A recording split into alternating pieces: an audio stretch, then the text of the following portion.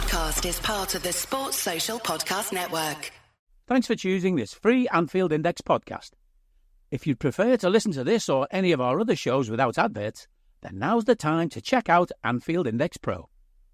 With AI Pro, you can supercharge your entire listening experience.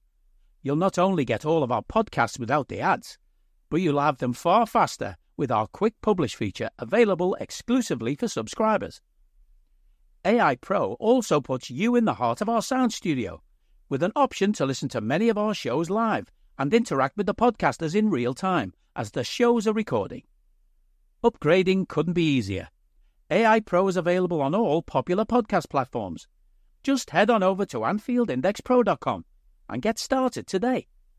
Hello and welcome to AI Scouted on Anfield Index Pro. I'm Dave Hendrick, joined as always by Mr. Karl Matchett. How are you, sir? Good, although, as we've just discussed before coming on, quite astounded and not actually prepared for the fact that the season's starting again soon. Yes, so I was unaware, you pointed out to me, that the Community Shield, the pre-season friendly that is sort of the curtain raiser for the English football season, is this weekend.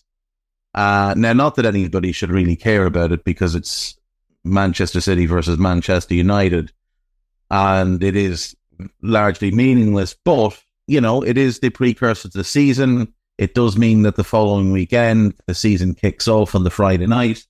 So with that in mind, we thought we would do a Premier League preview. Given our propensity to waffle, we figure it's best to break it into 4 parts, so 5 teams per episode. And we're going to go alphabetically. So today, we've got Arsenal, Aston Villa, Bournemouth, Brentford, and Brighton and Hove Albion to get through. So let's start with the Gunners, Karl. Thus far, pretty quiet in the transfer market.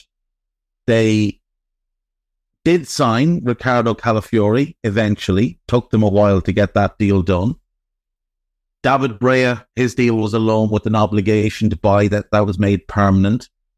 They did sell Emile Smith-Rowe, largely to fund the Calafiori purchase. Thus far, nothing else has happened. There is some rumours over Mikel Moreno coming in. There are rumours over Eddie Nketiah and Reece Nelson going out. But that's about the height of it. It does appear like after heavy spending in the Arteta era, Arsenal have had to rein things back in, probably with profit and sustainability in mind. Yeah, I mean, you mentioned this a few times last season. At some point, they're going to expect a return on what they've spent, and what they've spent is quite a lot.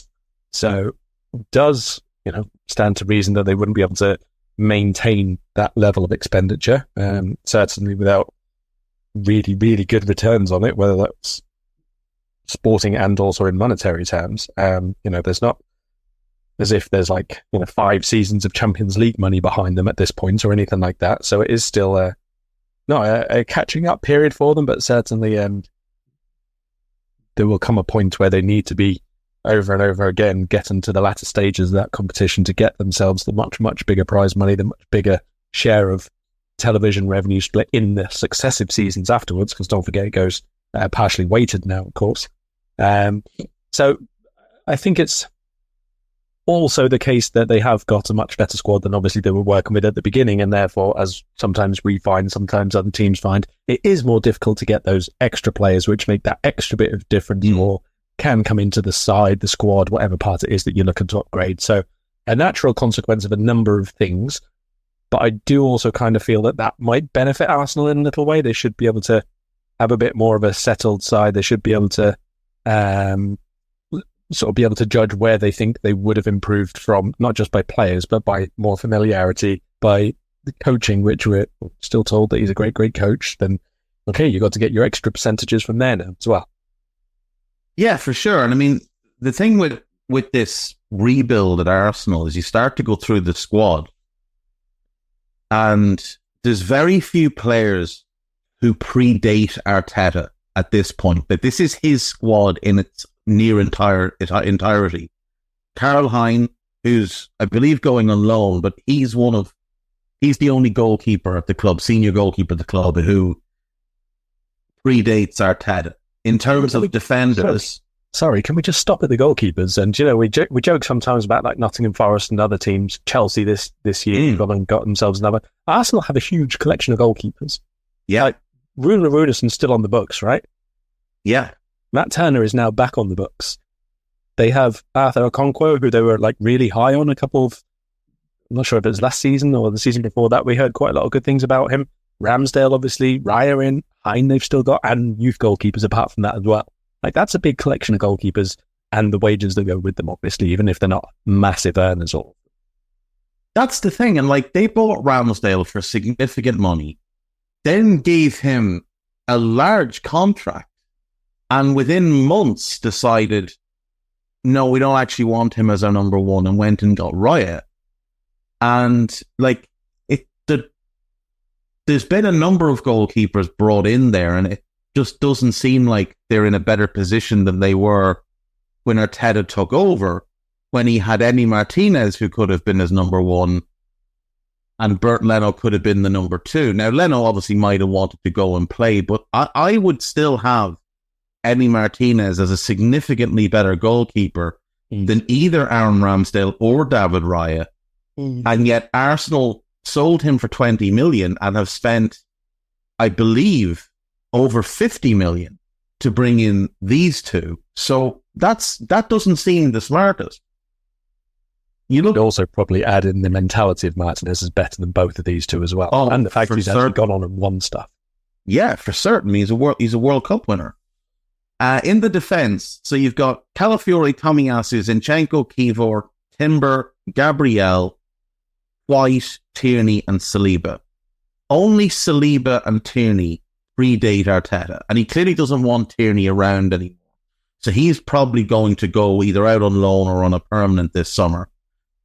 William Saliba is obviously a foundational piece for them, but it's very easy to forget that when Arteta first took over, he had no interest in William Saliba and tried to move him out the door and bought Ben White for 50 million to be the starting right-sided centre-back over Saliba.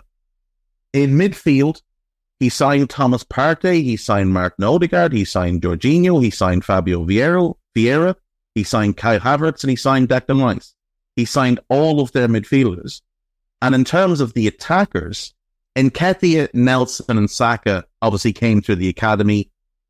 Martinelli was signed before he got there.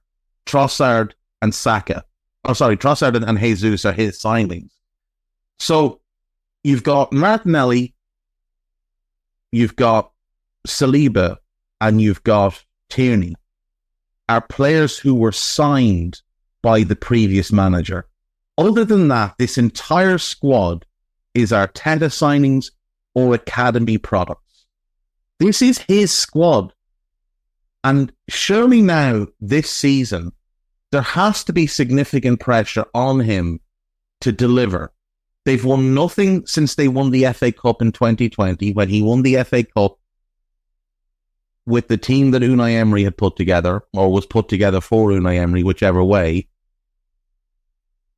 He has won nothing since. Surely this season he has to deliver.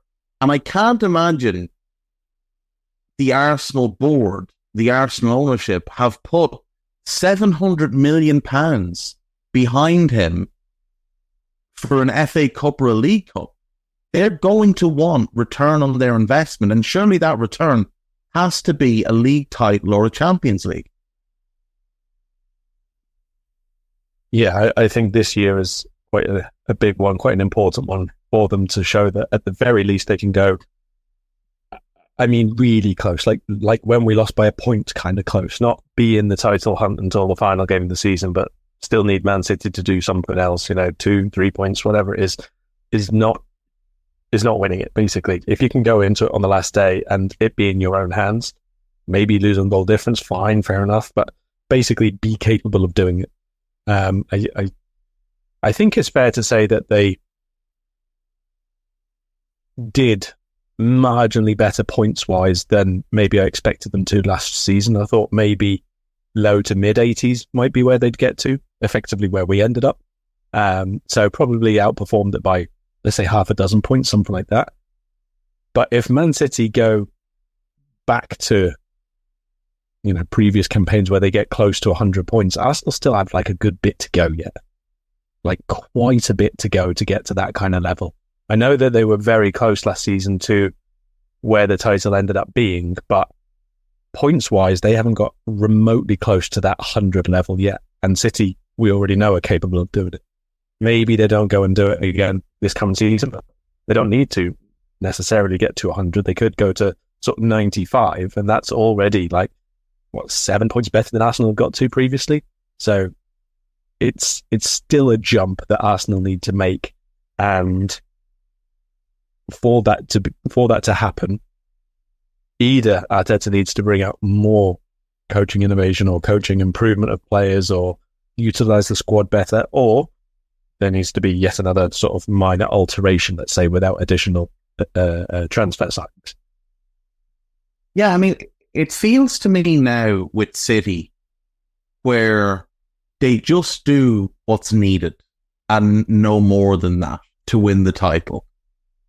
And they know that this Arsenal team, or they have known that this Arsenal team was not capable of getting near that 100-point mark. Now, last year, obviously, they got to 89, but they're still yet to crack the 90-point mark, let alone get up towards that 100 points, which, like you said, we've seen City get 100 points and 98 points. An incredible achievement to do that in back-to-back years.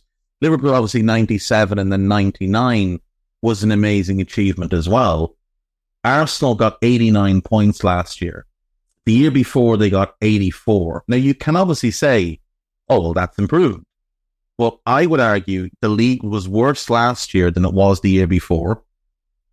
I would also point to the incredible injury fortune that they've had, where you look at last season, they were able to roll out their best 11 most weeks. And they spent £200 million for that 5-point improvement. And I would imagine when that money was spent, they were picturing major silverware at the end of it, not a 5-point improvement. The Champions League campaign was not impressive at all. So I think there has to be significant pressure on Arteta this season. I think they have to go either, if they get 95 plus and lose the title by a point or two, you would just say, you know what, fair play. Even if they got 92, 93. Yeah, as we've had to. If they did that, you'd say, you know what, fair play. But ultimately, when the pressure has been on them, they haven't delivered.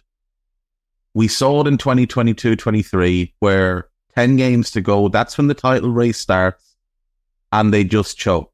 Last season, it was in City's hands from the moment Arsenal went to the Etihad. When the pressure was on Arsenal, go to the Etihad, win the game, and win the title. And Arsenal went and choked. They went and they parked the bus, they settled for a draw, they handed the title to City, and City were not going to lose from there. You cannot be behind City. We've learned this. You cannot be behind City with 5, 6, 7 games to go, because they just find ways to win games. And it's easier as the team chasing to win games because the pressure's not on you. It's on them. It's on City, if they've got that lead, to keep that lead, to go and win the title. But they're happy in that position. It's easier for Arsenal last year. I don't think Arsenal would have had as good a run in last year had the roles been reversed and had they been ahead. I don't think they'd have dealt well with that pressure. We haven't seen them deal well with pressure thus far. This season, it's got to happen for them. Like I say, if they get 92, 93, and lose by a point, whatever, fair play. You know what? You've done everything you possibly could. It wasn't enough. But otherwise, if it's in the 89 to 91 range, I feel like this has to be the year, or Arteta needs to start being questioned. We've seen a lot of money spent badly there by him. You can go through the signings, and even some of the ones that worked. Like, ultimately, Ben White has worked for them as a signing. I still don't think he's a £50 million footballer, but it's worked out. He's become a very good right back for them. But they bought him to play centre back. They didn't buy him to play right back. They didn't buy Kai Havertz to be their 9. They bought him to play in midfield. They didn't buy Declan Rice to be their 8. They bought him to be their 6. Now, fortunately for them, those signings have worked out because they've been able to shift into a secondary position, which most people would have looked at pre-signing and said, well, that's their actual position. But Arteta wanted them for something else and it didn't work. And then you can go up and down the list through that squad with players like Ramsdale, who's already out of the picture, players like Zinchenko, who they've now bought 2 players to play left back in Timber and in Calafiori. You'd wonder what happens with Timber this season. Players like Gabriel Jesus, who leading into the summer, there was talk that Arsenal wanted to move him on and buy another striker. Like, ultimately, these signings are not working out for them. And at some point, someone's going to have to sit down and say, well, we've spent all this money. We're 700 million into this manager. He hasn't delivered a trophy since that FA Cup. Is he actually worth persisting with? Because how many managers have been at clubs, spent this much money, won nothing, and then gotten the success to come later? I would struggle to name any, largely because no other club would give him this much rope. This episode is brought to you by our good friends at NFL Sunday Ticket on YouTube TV. I'm sure by now you've all gotten back into your Sunday routines, but they could be even better. With NFL Sunday Ticket and YouTube TV, you get the most live NFL games all in one place, every game, every Sunday. And you can even watch up to 4 different games at once with multi-view, one of my favorite inventions of this decade. It's exactly what you need to catch all the action. Make your Sundays more magical. And also, YouTube TV is great. I got it this year. It's awesome. Sign up now at youtube.com/BS. Device and content restrictions apply. Local and national games on YouTube TV. NFL Sunday Ticket for out-of-market games excludes digital-only games. I don't need a VPN. I've got nothing to hide. Ha. This is what I used to tell myself before I hooked up with LibertyShield.com. Not only is my home internet now fully encrypted, but I can now access all the websites I want, whenever I want, and do so from absolutely anywhere. As a Liverpool fan, I love to know I can now watch every match, regardless of whether it's on UK TV or not. My Liberty Shield VPN makes sure nothing is blocked and guarantees me super fast streaming speed throughout that match. You can get connected right now with their software package, which includes a 48-hour no-obligation free trial and instant access to their apps for Apple, Android, Fire TV, PC, Mac, and Android TV. Or go a step further like I have and get one of their pre-configured VPN routers. These small but powerful devices allow you to easily connect every device in your home to VPN, making it the perfect solution for smart TVs, Mac boxes, and games consoles. Visit LibertyShield.com today and use coupon code AIVPN25 to get 25% off at checkout. Yeah, unless you're talking about big spending, sort of one-off sort of summers like a Real back in the day or something like that, where they would have spent huge money and maybe not won anything and then just change manager at the end of the season. That's basically all I can think of, which would be comparable. Look, I think Arsenal have done overall a good job, even if I don't think all of the deals are good individually. I think that they've done a good job in terms of saying, we appreciate, finally, after a long time, where we are and the fact that we're not good enough, and this is the way we're going to do it. And they've gone about it that way, and it has improved them immeasurably. So I do think that that approach that they've taken is valid, and it warrants acclaim, almost. Like, it's not the way that we would have done it, or that, you know, maybe is the best way for every club, or even is the fastest way, but they chose a way to play, they chose a way to do it, and they went and stuck to that plan. Now is the point where you find out if that plan and if those people executing the plan lead to success, or whether you need a secondary point, let's say, to take the final steps. And that's not always dependent on just Arsenal. Like we said, you've got the Man City factor is just inescapable. But if they want to win anyway, as we've had to do, now you need the final steps. Exactly. Right, let's move on. Arsenal's former manager, Unai Emery, is now the manager of Aston Villa and has obviously done an exceptional job since taking over. He's been there now over a season and a half and has maintained top 4 form for that entire time. This summer, they have been very busy. So out the door, Morgan Sanson, a failed signing by Steven Gerrard. Timur Gunung, Omari Kellyman, those were largely for profit sustainability reasons. Douglas Luiz, he went to Juventus. Moussa Diaby went to Al Ittihad after only 1 season at Villa. Phil Coutinho was loaned out as well. Another one of Gerrard's failed signings. Coming in the door, though, Cameron Archer, who they had sold the previous summer to Sheffield United. They brought him back through their buyback clause. Lewis Dobbin comes in from Everton. Ian Matson from Chelsea. Samuel Illing Jr. and Enzo Barrenechea, they come in the Douglas Luiz deal.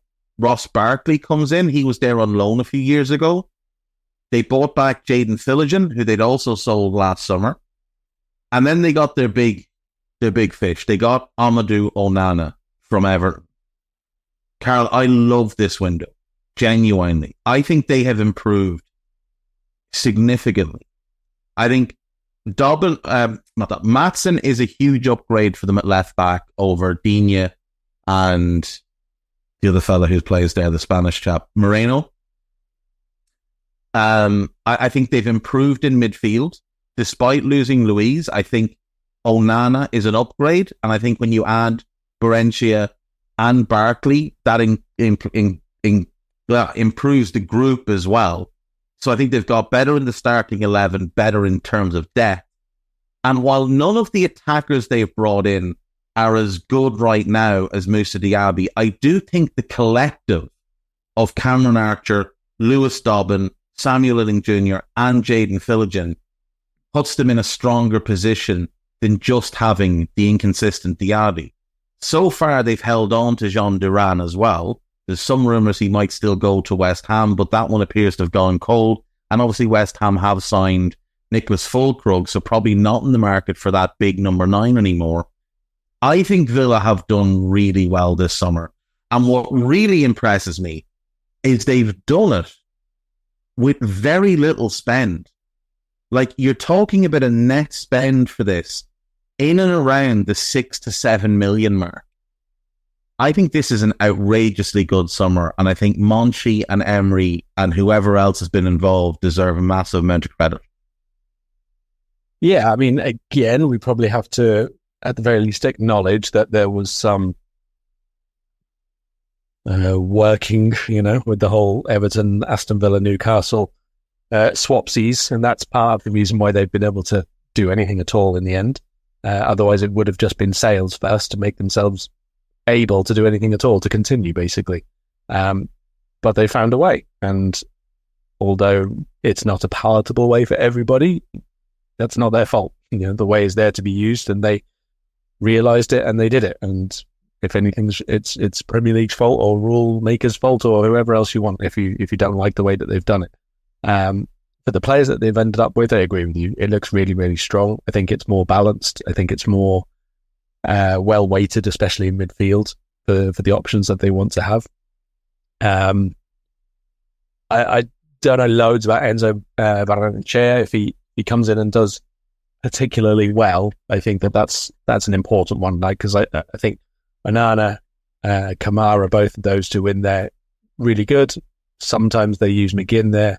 Dendoncker, I'm not really a big fan of. I don't think he's done great. I actually preferred him when he played centre-back back in the day, to be perfectly honest. But if he can add another really good ball winner, tenacity in there with Barrenechea, then yeah, you've got a really good group there.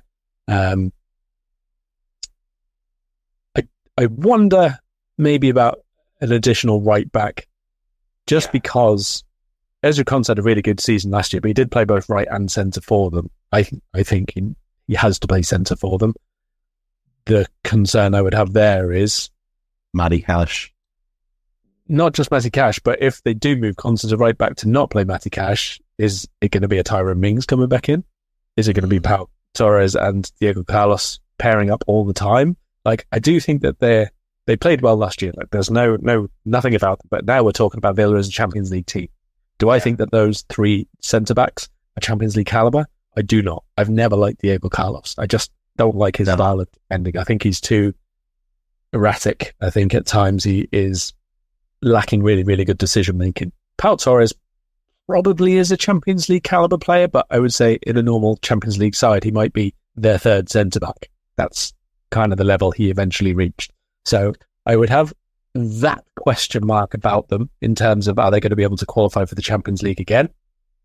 And obviously Ollie Watkins had a great year, but now you have to do it again. Can he repeat it? Because it was a sensational year last year. Yeah, there's no question of his quality, no question of, like, he had a great year and all the rest of it, but it is that now you've got to do it again. You start from 0 goals, 0 assists, 0 good performances again, and you have to go and put another one of those years together. It's a really, really hard thing to do, but it's what the best forwards do.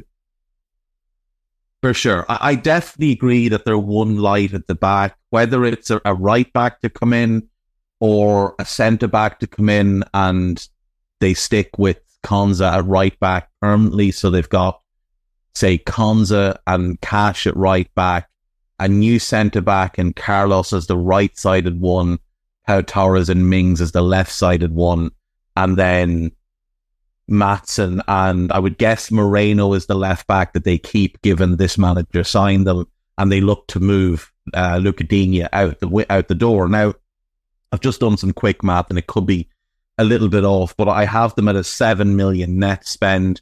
Let's just say they can sell Digne and get, 10 to 12.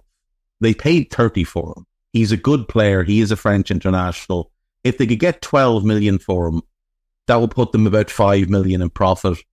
That should enable them to go and spend a decent amount of money on a defender without blowing up their budget and without damaging their PSR. Because obviously, when it comes to PSR next summer, they're going to have Champions League money in their books that they can put forward to that. So I do think they're in a position where they can still afford to go and get that defender in. I think it's very important that they do that. I would also advise them, potentially go and find yourself another goalkeeper. Now, I know they're quite high on this Joe Gauci that they've brought in, the Australian. I don't know anything about him. But Robin Olsen, to me, just isn't a good enough backup. And if Martinez is out for any reason, there is a massive drop-off there. So I do think that might be worth looking at as well. Now, maybe they feel like Gauci's ready. Maybe some of these other young goalkeepers they have there, like Oliver Zajc, maybe the Polish keeper, maybe one of them is ready to step in and be the number 2. But I think one defender and a backup goalkeeper, and I'd be looking at this squad and thinking, they're not just a flash in the pan. They're a contender to get top 4 again. Like, every bit as good, as strong as Spurs, stronger than Toon in terms of depth, more cohesive than Chelsea, maybe not as talented, but certainly a squad that makes a lot more sense, and just flat out better than Manchester United. So I think huge credit needs to go to how they've gone about this. After the Dean Smith years in the Premier League, where a lot of money was thrown on bad players, and then obviously the Gerrard era, which the less said the better, I do think they've gone from being a club you were sort of looking at and thinking, do they have any idea what they're doing there other than just spending money recklessly, to now you're looking at them and thinking, you know what, silverware is a real possibility for them now. Semi-regular Champions League football is a real possibility for them now. And it's a great thing, because Villa are one of the great clubs in English football. They're a 7-time English champion. They're a European Cup winning club. It's great to see. And when we were, we're both old enough, Karl, to remember the early days of the Premier League.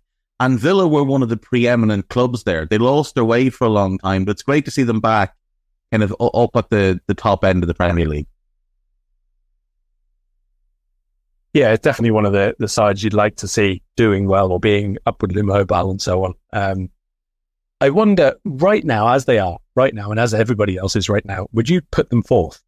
I wouldn't, and I'll tell you why in a minute, but I just wonder if you would, just as things are exactly now. As things are now, I think I would, actually. If nobody else did anything, I think I would. Now, the one factor here is that they have Champions League football, and say Spurs don't. Spurs have Europa League, which is obviously quite a bit easier, and maybe they can rotate a bit more. But I think Villa have improved on last season, whereas Spurs have signed two immensely talented young midfielders in Lucas Bergvall and Archie Gray, but they haven't improved their 11 yet, their best 11. And there's still a few positions in that Spurs team where I look at and think, well, if you get an injury there, you're screwed. Like if Mickey van de Ven goes down, I know they've got Dragusin, but there's nobody else there. Like it's Ben Davies, and I know Mings is problematic, but he's a better centre-back than Ben Davies. Spurs don't have a striker that I can rely on to get me 25. I know they've got Son, but he's still better from the wing. There's a few more issues with the other teams. I look at this Villa team and I think, okay, well, if everybody's fit and you go Martinez, Cash, Konza, Torres, Maatsen, Kamara once he's back, and Onana, Bailey on one wing, McGinn as the 10 is where I assume he'll start. And then Ramsey. Remember as well, they're going to have Ramsey back this season, fit and ready to go, having missed most of last year. That's a huge bump for them. And then Watkins up front. I look at that team and I look at the depth. And I look at the manager who, look, neither of us are huge fans of him, but he is a good manager. And I think that the reliability of that, I think, is better than anyone else can put forward right now. So I would have them fourth as things stand. Now, if Spurs were to add Solanke, I think I'd change my mind on it. But for now, I think I'd go Villa. Yeah, I mostly agree with most of that squad assessment, and we'll leave direct comparisons for another pod because we've got other teams to get through. But I do think Unai Emery is a bit of a bonus for them here, but in general, the squad doesn't have great knowledge or experience of previously playing in the Champions League, and it's such a big step up, and it is a lot to get used to, having to get a result there, and then in the Premier League again weekend. And we've seen loads of other teams struggle in general European terms. Villa have got at least European football behind them now, but not the Champions League, and that will make a big difference to them, at least over part of the season. And obviously, it's a little bit of an unknown quantity because we have this new Champions League format, so it might work out a little bit differently, but I still think that will be quite a big learning curve, which impacts on their league results. But we'll see. Yeah, I think that's fair. I do think that's fair. Let's move on. Let's move to Bournemouth. As mentioned, Dom Solanke, and Bournemouth will be very much hoping that he does not leave. So they have brought in Ines Unal from Getafe, was there on loan last season. I was the second half of last season and did pretty well. Alex Paulson, who's a young New Zealander goalkeeper. Daniel Jebbison from Sheffield United. I like that as a gamble. I missed all of last season with an illness, but I do think he's very talented and still only, I think, 20. And they signed Dean Huijsen, who I think is going to be one of the best signings any club makes this summer. Kiefer Moore going out the door. They basically swapped Daniel Jebbison for Kiefer Moore, in which they won that deal by a million miles. They lost Lloyd Kelly. His contract expired, but they've replaced him with Huijsen, which is a significant upgrade at centre-back. Kelly's a better left-back. We saw with Iraola last season, a dreadful start, but once he got his hand in on the Premier League and figured things out and made some tweaks, I thought they were really good, Karl. I thought they were really, really good, and finished in 12th. I believe it's their highest ever Premier League points total. They've got a lot of talented young players just in that defensive line. Zabarny,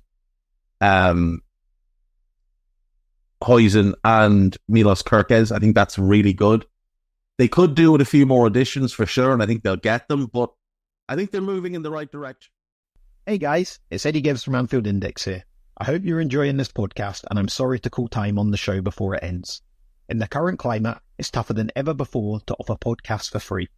At Anfield Index, we produce over 75 free shows every month, which I'm confident is unparalleled in the LFC sphere. Whilst we'd love to offer everything for free, the production costs now make this impossible. That said, we don't want to follow the model of other channels and lock all of our content behind a paywall.